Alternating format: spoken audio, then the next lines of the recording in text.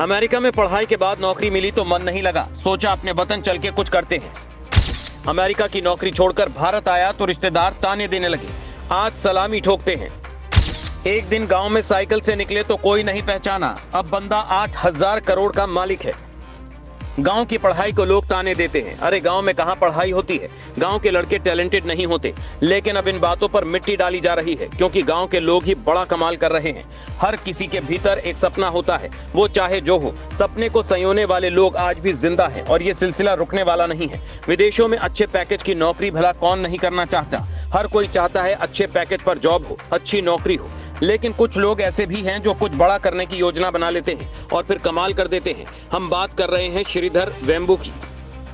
नाम सुनने के बाद थोड़ा आपको अजीब लगा होगा, लेकिन इनके फैसले भी बेहद चौंकाने वाले होते हैं। श्रीधर वेम्बू ऐसे शख्स हैं जिन्हें कामयाबी की सारी सीढ़ियां मिली हैं, चाहे भारत में नौकरी करनी हो या फिर विदेशों में नौकरी करनी हो। श्रीधर वेम्बू ने हर कदम पर खुद को साबित किया है, लेकिन इनके एक फैसले ने सबको हैरान भी किया है, क्योंकि श्रीधर वेम्बू अपने इस फैसले के बाद से ही कुछ बड़ा करने की तैयारी में है और अमेरिका छोड़कर भारत आने का फैसला किया था। इस फैसले से श्रीधर वेम्बू के रिश्तेदार चौंक गए थे और भारत आने के लिए मना कर रहे थे। अच्छी नौकरी चल रही थी, लेकिन श्रीधर वेम्बू ने सपना बड़ा देख रखा था।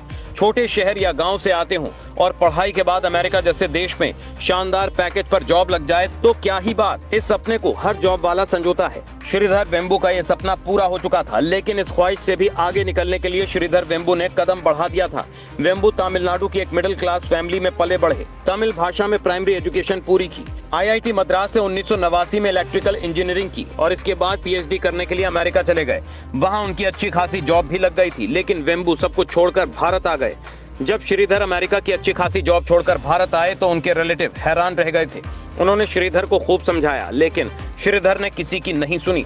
श्रीधर वेम्बू ने सोच लिया था कि वो भारत में रहकर अपना बिजनेस डालेंगे और कुछ समय बाद ही इंजीनियर ने लोगों को गलत साबित कर दिया। गांव में ऑफिस खोलकर उन्होंने अरबों डॉलर की कंपनी खड़ी कर दी।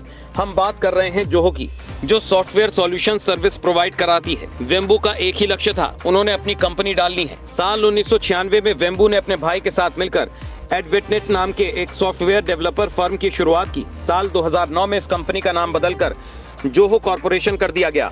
वेम्बू के एक और कदम ने लोगों को हैरत में डाल दिया। उन्होंने अपनी कंपनी के ऑफिस के लिए किसी मेट्रो सिटी के बजाय तमिलनाडु के तेनकासी जिले को चुना। उन्होंने यहाँ अपनी कंपनी का ऑफिस खड़ा किया। खास बात यह है कि जोहो का ऑफिस बनने के चलते ही तेनकासी को जिले का दर्जा मिला। गांव के बच्चे जब कोरोना महामारी के चलते स्कूल नहीं जा पा रहे थे तो श्रीधर ने खुद ही उन्हें पढ़ाना शुरू किया था। श्रीधर वेम्बू की साइकिल के साथ कई फोटोज हैं। जोहो कॉर्पोरेशन के को-फाउंडर और CEO वेम्बू साइकिल का काफी इस्तेमाल करते हैं। जोहो का रेवेन्यू साल 2022 में $1 अरब यानी करीब 8,300 करोड़ रुपए को पार कर चुका था।